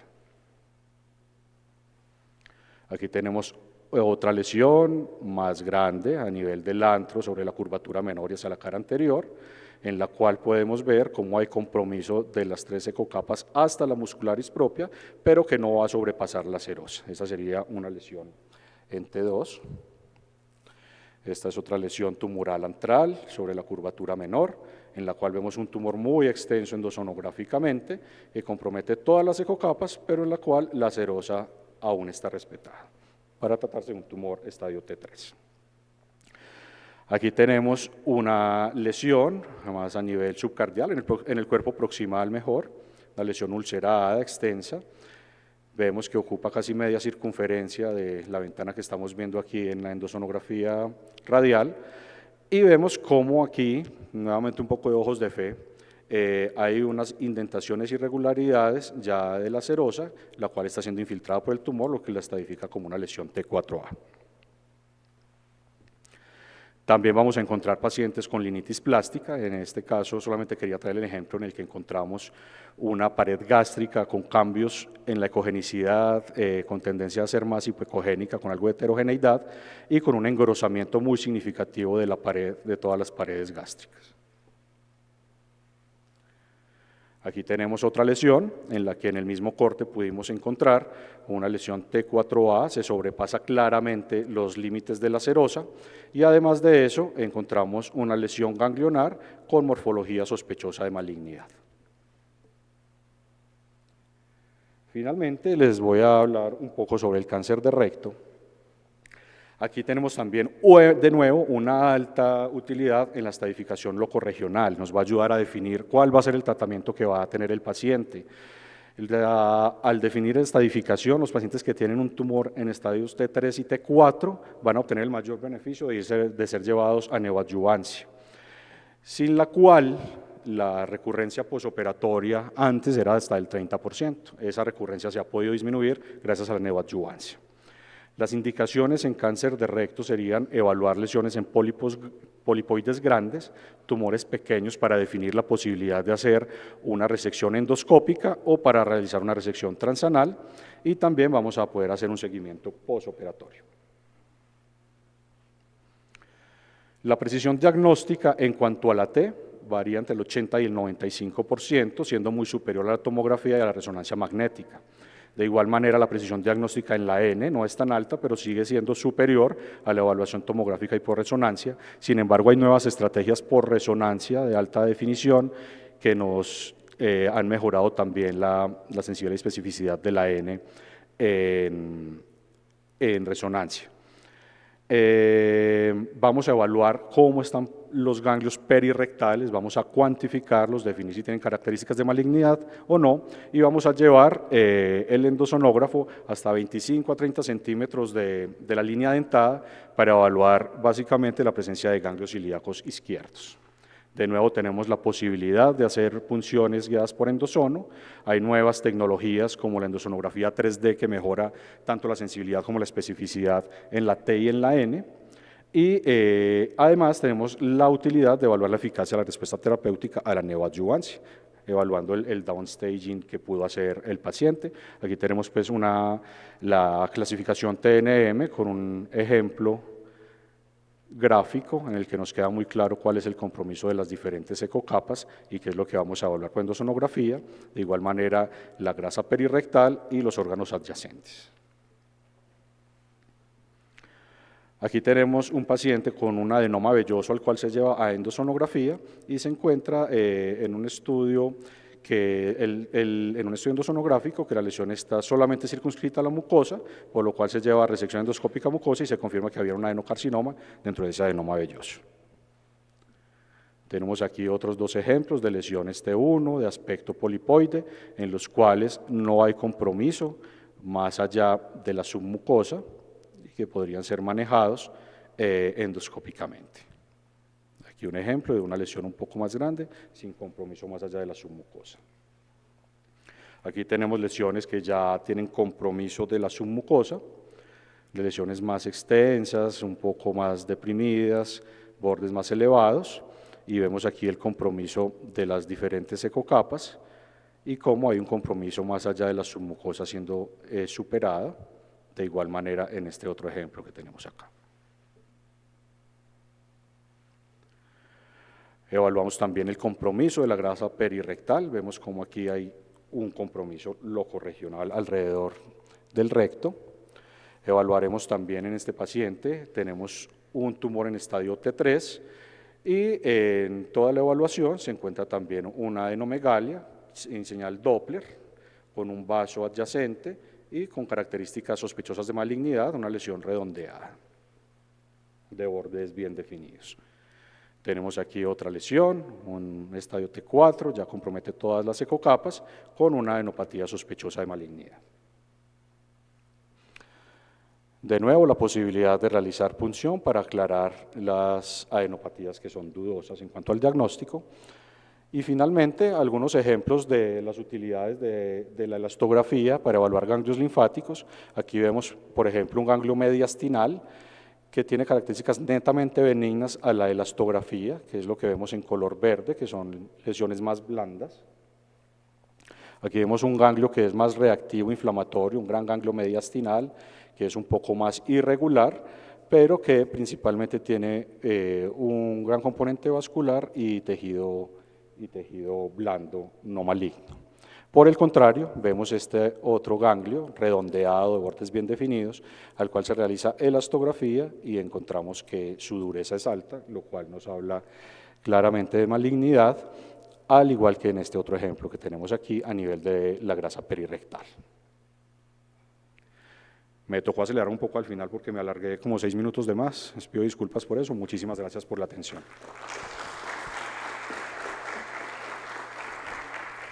Muchas gracias al doctor Andrés Valencia por su charla. ¿Qué opinión le merece pues la necesidad de hacer la endosonografía toda vez que esta esófago de barra de displasia de alto grado en un porcentaje que va hasta casi al 20% pueden tener ganglios ya locorregionales con invasión? Entonces, ¿le parece a usted que todos esos pacientes deben ir a una endosonografía previa a un procedimiento endoscópico, llámese ISD o radiofrecuencia? Muchas gracias, doctor Santa Coloma. Muy interesante esa pregunta. En realidad pienso que la costo-efectividad ahí está superada, porque llevar a todos los pacientes en esófago de Barrett por riesgo de adenocarcinoma a endosonografía, pienso que el costo podría ser demasiado alto con unos rendimientos bajos, puesto que podrían no todas las adenopatías ser ya con compromiso tumoral y si la patología como tal y las biopsias no nos demuestran que haya lesión neoplásica maligna de adenocarcinoma, no habría un rendimiento diagnóstico adicional de la endosonografía ahí en ese nivel. Bueno, muchas gracias. Me gustó. ¿Alguna otra pregunta? Bueno, doctor, muchas gracias por su charla, muy ilustrativa. Vamos a continuar con la doctora Claudia Patricia Díaz Tovar con su charla Papel de la ecoendoscopia en el cáncer de páncreas. La doctora es médica, cirujana general, gastroenteróloga clínico-quirúrgica de Unión de Cirujanos y de la Universidad de Caldas, aquí en Manizales. Bienvenida, doctora. Buenos días a todos, la verdad, esto es emocionante, uno ver tantas caras conocidas, tantas personas que uno quiere, que lo han acompañado toda la vida, ver personas que lo han acompañado en la academia, que han sido sus profesores. Entonces venir acá a la sede es un acto grande para nosotros porque nos llena de emoción, nos permite ver todas las personas que queremos y le agradezco mucho a la invitación a la SED por pertenecer a este evento y por venir a nuestra ciudad. Me tocó una charla que me gusta mucho, que es el cáncer del páncreas y la endosonografía. Entonces, hoy vamos a hablar sobre el papel de la endosonografía en el cáncer de páncreas. Vamos a hablar sobre diagnóstico, estadificación, elastografía y medios de contraste, la punción y algunas intervenciones que podemos hacer a través de este hermoso método que llegó a nuestra vida. Bueno, lo primero que vamos a ver aquí es un video corto sobre qué podemos ver en el páncreas, en la endosonografía. Esto es una endosonografía normal en la cual estamos viendo aquí la cola del páncreas, después vamos a ver la porta, vamos a ver aquí que vamos a evaluar todo el cuerpo y la cola del páncreas. Esto es una endosonografía normal, entonces aquí estamos viendo una ecoestructura conservada en el páncreas, aquí estamos viendo el conducto de Wirsung. ¿Qué más vamos a evaluar? Vamos a evaluar desde D1, vamos a evaluar la vía biliar, su compromiso, si existe o no, vamos a evaluar la cabeza del páncreas. Entonces esto es un examen muy completo que nos permite ver cuerpo, cola y cabeza, nos permite ver estructuras vasculares adyacentes, nos permite ver hígado, entonces un examen muy completo en el cáncer de páncreas. Bueno, vamos a ver esta charla mediante una exposición de un caso. Dios es providencial y siempre las cosas van llegando en su momento. Esta es una mujer de 72 años que llega para una endosonografía y posible CPRE, consultó por un dolor abdominal en hipocondrio derecho con una ecografía que reportaba colelitiasis y dilatación de la vía biliar con alteración en las enzimas hepáticas. Se sospechaba una coledocolitiasis. La paciente llegó a la endosonografía. Y esto no me quiere pasar. Ya. Entonces llegó a nuestro servicio y la llevamos a la endosonografía. ¿Qué encontramos? Lo primero que encontramos fue una dilatación de la vía biliar intrahepática que nos llamó la atención. Dijimos, bueno, aquí hay algo más que nos va a hacer sospechar algún tipo de lesión. Entonces vimos que la vía biliar intrahepática estaba extremadamente dilatada, que estamos viendo el conducto colédoco que está muy grande, y entonces nosotros dijimos, bueno, si tiene un cálculo debe tener una piedra gigante porque está haciendo ya un sufrimiento de la vía biliar intrahepática. Miren aquí, este es el hepático común.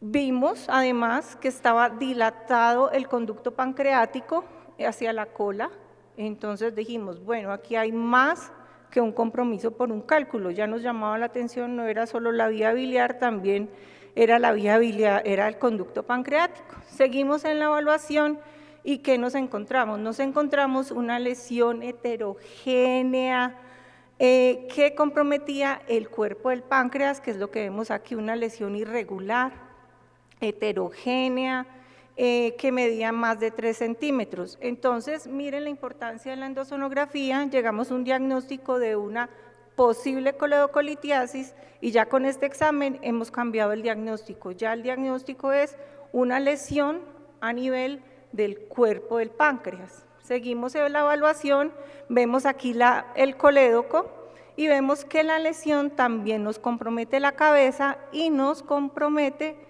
la vía biliar extrahepática, generando una estenosis y una dilatación. Entonces, en este instante que tenemos una paciente que nos cambió el diagnóstico. Entonces, primera función de la endosonografía, diagnóstico en cáncer de páncreas.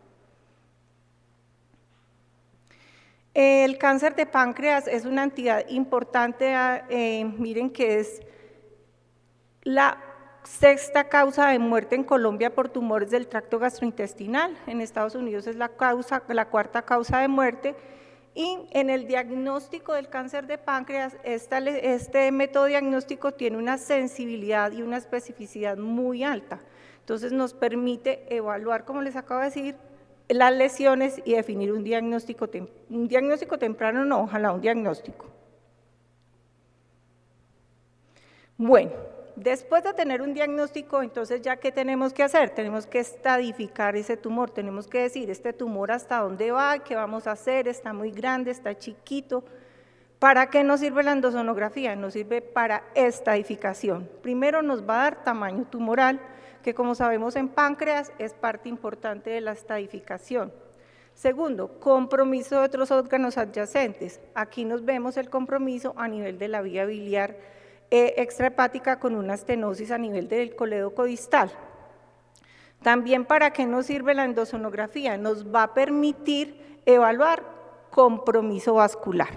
Esta es súper importante porque nosotros a través del Doppler vamos a evaluar compromiso portal y compromiso de la arteria mesentérica superior.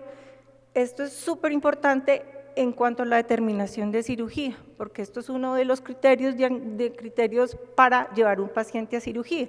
Aquí vemos que está la porta, aquí vemos cómo comprime la porta, pero no la invade, o sea que es un paciente que podemos llevar a cirugía.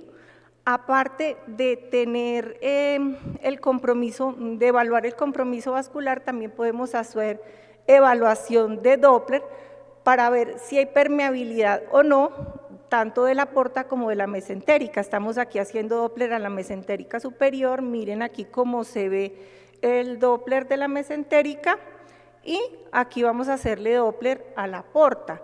Entonces, en la estadificación, miren acá el flujo portal cómo se nos ve. Entonces, ¿para qué nos sirvió esto? Para estadificación, tanto de lesiones en el órgano comprometido por el tamaño, compromiso vascular, compromiso de órganos adyacentes pero locales, obviamente, y el compromiso vascular de la arteria mesentérica superior y de la vena porta. Entonces, es otro de nuestra utilidad. Otra utilidad de la endosonografía en el cáncer de páncreas es que nos permite evaluar regionalmente compromiso por lesiones metastásicas. Aquí vemos una lesión a nivel del hígado, una lesión nodular, la cual nos hace sospechar de que hayan siembras en ese hígado de esta paciente.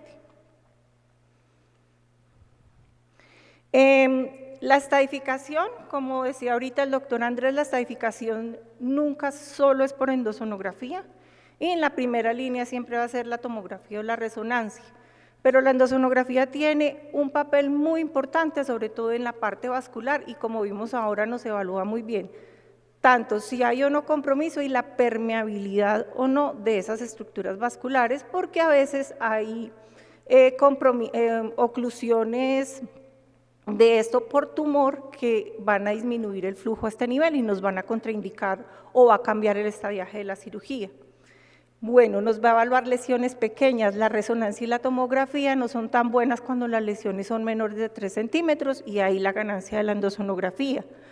Pacientes que no se les puede hacer otras imágenes, pacientes con enfermedades renales, pacientes que tengan contraindicados, sean alérgicos o no al medio de contraste, también nos permite.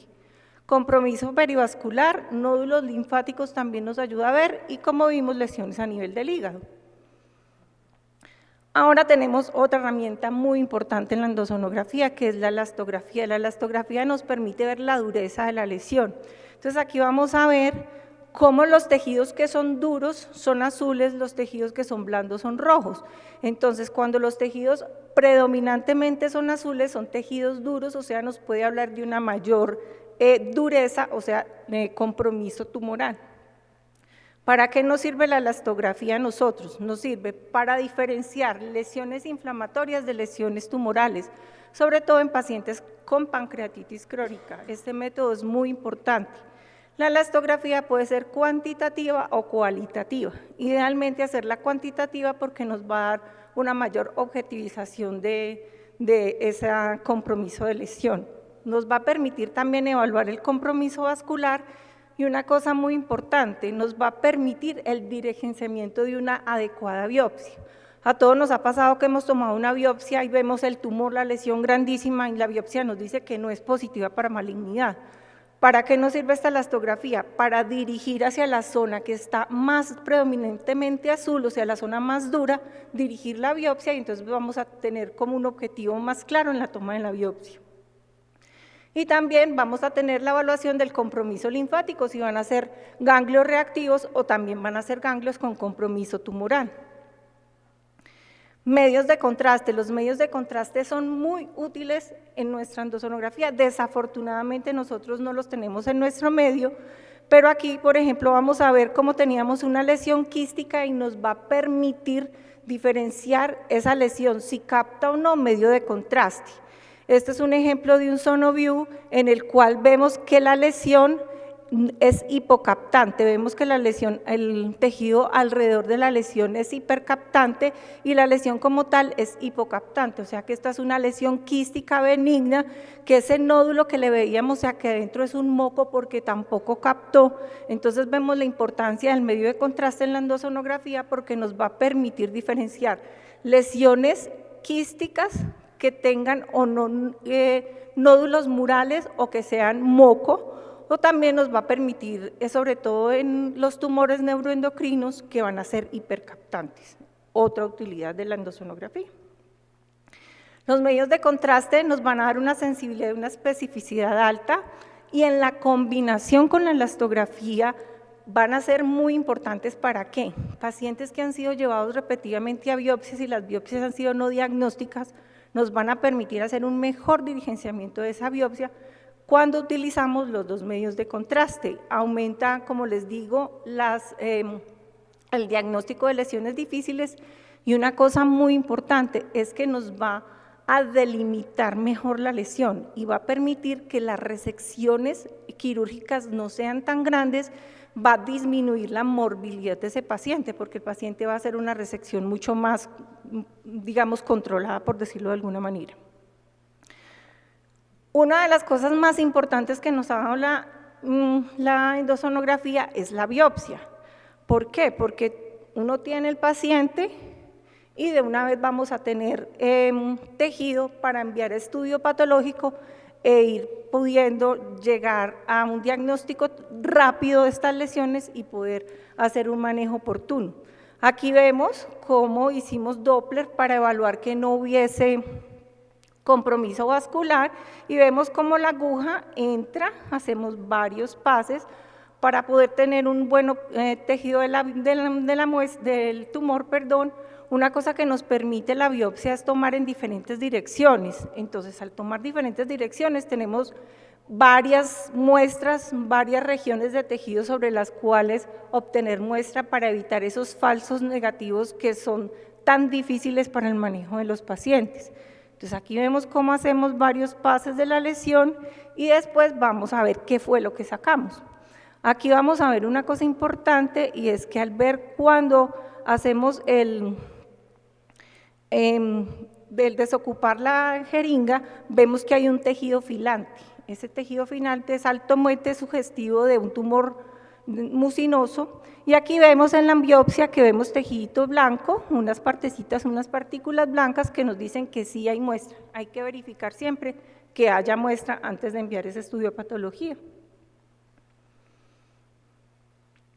Las biopsias, ¿para qué nos sirven? Nos sirven para diferenciar lesiones benignas de lesiones malignas. A veces es muy difícil diferenciar una pancreatitis crónica de un tumor de páncreas, entonces es muy importante. Linfomas, tuberculosis también como diagnóstico diferencial, y una cosa importante en el día de hoy es que nos va a dar un perfil molecular, nos va a dar marcadores tumorales, inmunohistoquímica, para que pueda hacerse un tratamiento oncoespecífico. Ya pasamos de la parte diagnóstica, estadificación, biopsia, que es básicamente pues como la parte inicial que podemos hacer, y que más nos permite la endosonografía. La endosonografía nos permite hacer intervenciones, como vimos ahora en la charla del doctor, que podemos hacer derivaciones, sobre todo cuando son tumores tan avanzados que no podemos hacerlo por CPRE. Otra cosa importante que nos permite la endosonografía en día de hoy es marcaciones tumorales. Esas marcaciones nos permite hacer resecciones quirúrgicas limitadas, también nos permite hacer marcaciones para radioterapia. Algunas veces se pueden instilar marcadores pequeños para que la radioterapia sea más localizada y haya menos lesión a nivel de los órganos regionales, entonces es una cosa muy importante. Y también nos permite hacer inyección de agentes antitumorales. Entonces, como vemos, vamos más allá del diagnóstico, ahora estamos yendo ya hacia el tratamiento. Otra de las terapias que podemos hacer por endosonografía es la radiofrecuencia. La radiofrecuencia nos permite, a través de la endosonografía, ubicar la lesión y a través del equipo de radiofrecuencia nos va a permitir hacer ablación de esa lesión. Como vemos aquí, vamos a ver que empiezan unas burbujitas. Estas burbujitas nos indican que estamos dentro de la lesión y que estamos haciendo lisis de ese tumor. Vamos a generar necrosis tumoral y vamos a generar que ese tumor disminuya de su tamaño, o en los tumores neuroendocrinos es el tratamiento indicado para los tumores neuroendocrinos pequeños. Entonces, la radiofrecuencia y la terapia fotodinámica, se diferencia de la radiofrecuencia en que primero instilamos un medicamento que va a permitir que ese tumor sea como más ávido de esa terapia y nos va, previo a la radiofrecuencia, básicamente son muy similares y nos va a permitir ablación tumoral. ¿En qué está indicada la radiofrecuencia y la terapia fotodinámica? En tumores pequeños, como les decía ahora, en tumores neuroendocrinos. Es muy importante y se están haciendo varios estudios ahora en lesiones irresecables para disminuir tamaño tumoral, ya sea para disminuir estadificación o aumentar un poco la sobrevida del paciente. Fotosensibilización, como les decía ahora, estas lesiones disminuyen el riesgo de siembras tumorales.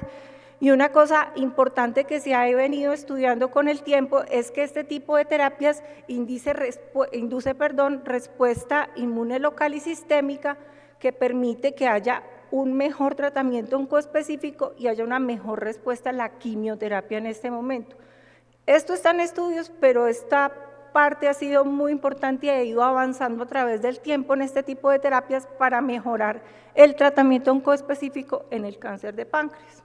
Otra cosa que podemos hacer por endosonografía es manejo de dolor. Todos sabemos que los pacientes con cáncer de páncreas, el dolor es una de las cosas difíciles de manejar y podemos hacer neurolisis del tronco celíaco. Esta neurolisis puede ser tanto química como por radiofrecuencia.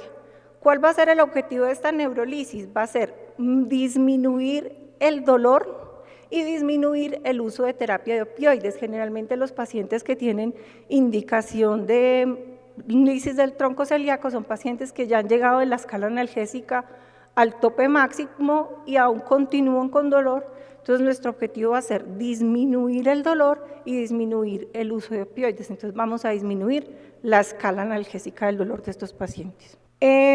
Con este video que voy a poner a rodar, que es como el resumen de todo, es como la conclusión. ¿Para qué nos sirve la endosonografía en cáncer de páncreas? Pues uno, nos sirve en el diagnóstico. Como vemos lesiones que nos cambian, el paciente puede llegar con un diagnóstico y salir con otro. Nos sirve para la estadificación y principalmente la estadificación regional y la estadificación a nivel vascular. Nos va a permitir a través de los medios como la elastografía diferenciar si la lesión es una lesión inflamatoria o una lesión tumoral. Nos va a ayudar a dirigir la biopsia. La biopsia es otra de las cosas importantes en endosonografía porque vamos a tener muestras positivas para poder que el paciente vaya a un tratamiento oncoespecífico. Ya esta es la parte diagnóstica. En cuanto a la parte ya terapéutica, vamos a hacer drenajes, podemos hacer terapias dirigidas como la radiofrecuencia o la terapia fotodinámica, hacer inyección a través de la endosonografía, tanto de radiomarcadores para la radioterapia marcadores para cirugía. A veces los pacientes se llevan a cirugía y son resecciones gigantes que el paciente no requiere y la morbilidad es importante. Nos va a servir para manejo de dolor en cuanto a la lisis del tronco celíaco. Entonces vemos que la endosonografía llegó y cada día tiene un campo más grande en este tipo de lesiones, sobre todo en la parte oncológica para el tratamiento de los pacientes.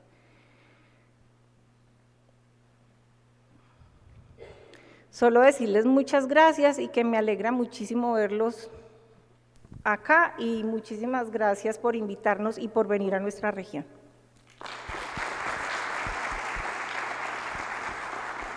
Bueno, muchas gracias a la doctora Claudia por este recorrido tan claro y puntual de la utilidad de la endosonografía en páncreas. Quisiera saber si hay alguna pregunta para la doctora.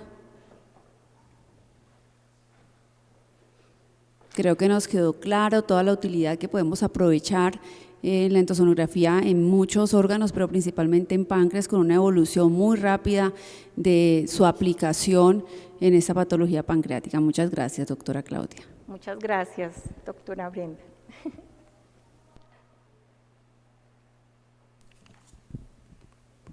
Bueno, muy bien.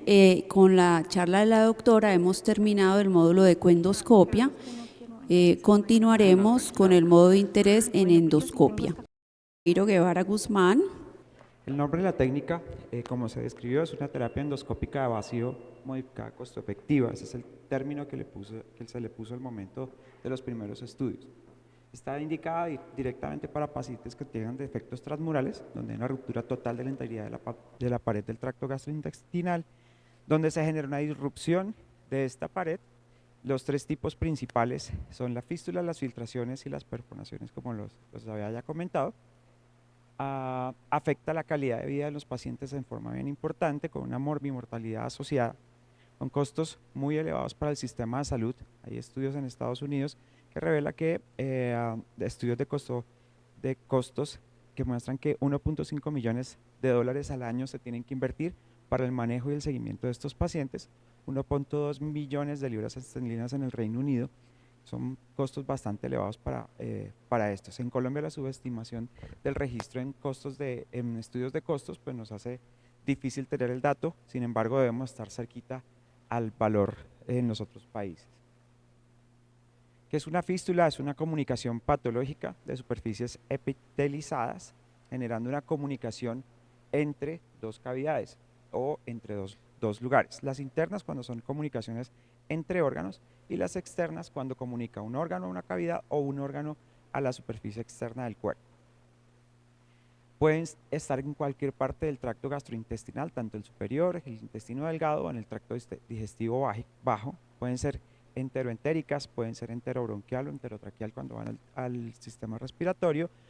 Pueden ser enterovaginales o afectando en las mujeres sobre todo el sistema genital, enterovesicales en hombres o en mujeres y enterocutáneas, sobre todo en pacientes con enfermedad inflamatoria intestinal o en pacientes que tienen posquirúrgicos con complicaciones durante los mismos. Las filtraciones prolongadas de las anastomosis pueden generar también una fístula por definición. Aquí vemos varios tipos de fístula, la gastrobronquial,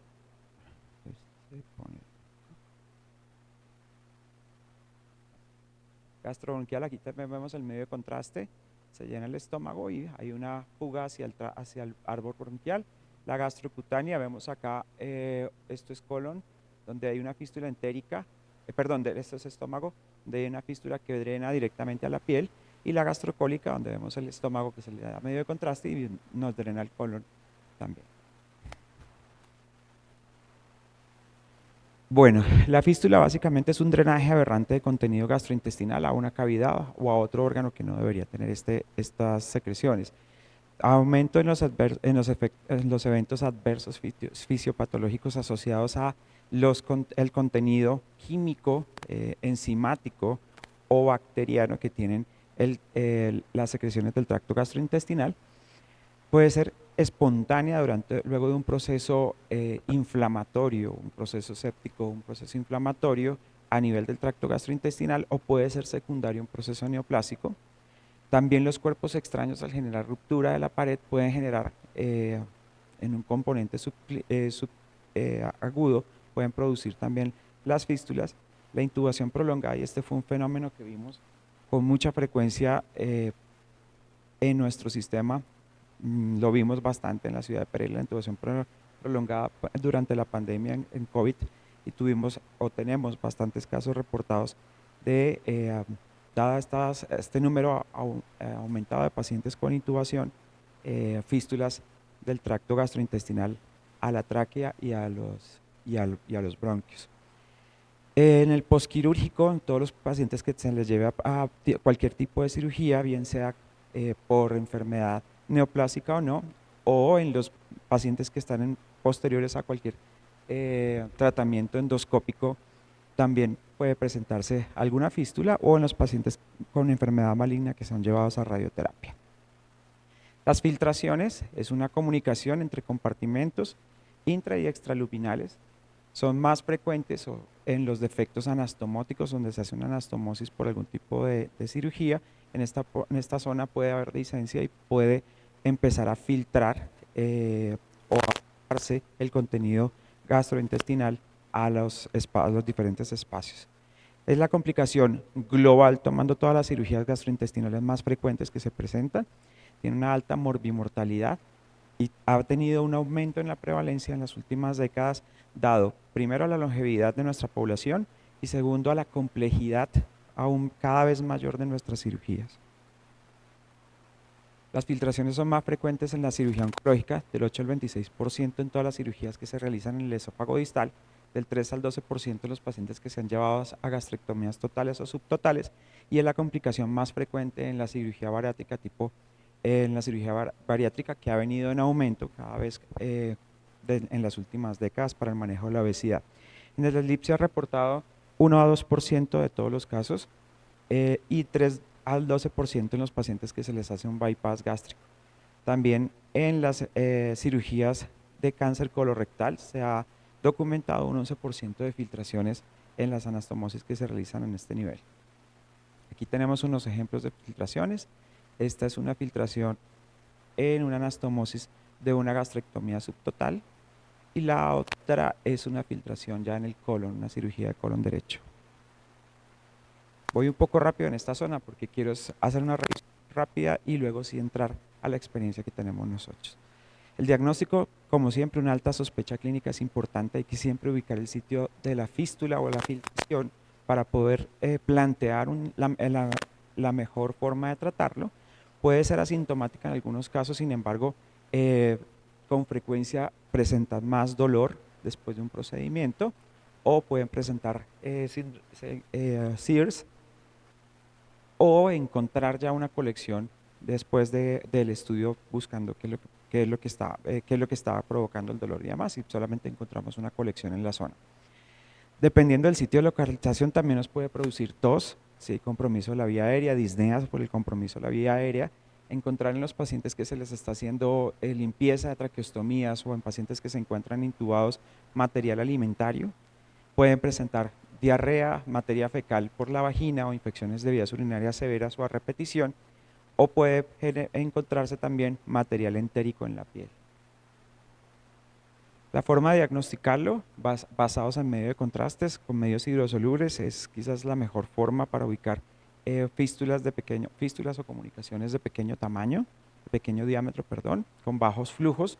El esofagograma, cuando se sospecha que sean esófago, los estudios de vías digestivas altas en cualquier parte hasta el yeyuno, el tránsito intestinal para intestino delgado y el colon por enema. Las fistulogramas son muy buenas, nos ayudan también a establecer qué tan grandes son las colecciones que se van formando y el trayecto qué tan complejo va a ser para cerrarlo. Sin embargo, también que la fistulografía nos dé positiva tiene una sensibilidad, especificidad apenas del 79%. Las tomografías contrastadas tienen un problema que nos muestra muy bien el sitio donde se encuentra la colección en caso que esté formando una colección, pero no nos muestra el trayecto fistuloso y en algunos casos no nos presenta, o en la mayoría de los casos no nos muestra el defecto en la pared del tracto gastrointestinal. La resonancia nuclear magnética es quizás la que menor rendimiento tiene, y para mejorar el rendimiento, sobre todo en intestino delgado, nos ayudamos de la enteroresonancia. Los estudios endoscópicos nos ayudan para definir qué tipo de terapia